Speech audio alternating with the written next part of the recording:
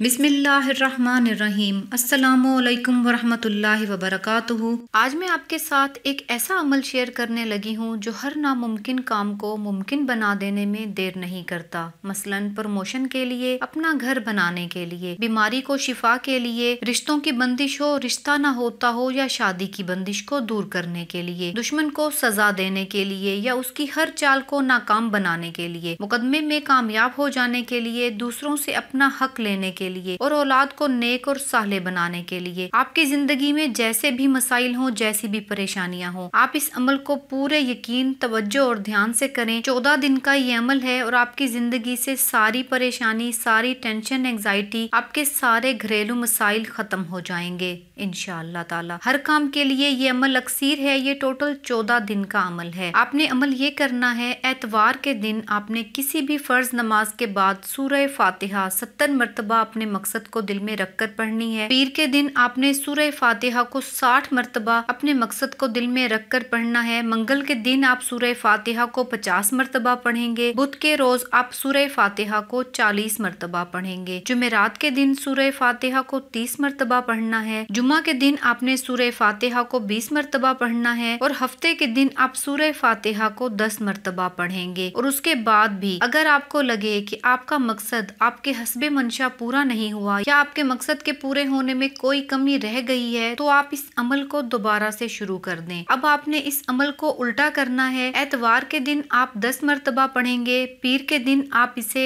20 मरतबा पढ़ेंगे, मंगल के दिन आप 30 मरतबा पढ़ेंगे, बुध के दिन आप 40 मरतबा पढ़ेंगे, जुमेरात के दिन आप 50 मरतबा पढ़ेंगे, जुम्मा के दिन आप 60 मरतबा पढ़ेंगे और हफ्ते के रोज आप इसे फिर 70 मरतबा मुकम्मल कर लेंगे। मकसद के हसूल तक अमल को करते रहें। इंशाअल्लाह ताला आपकी जिंदगी में खैरें और बरकतें जरूर आएंगी।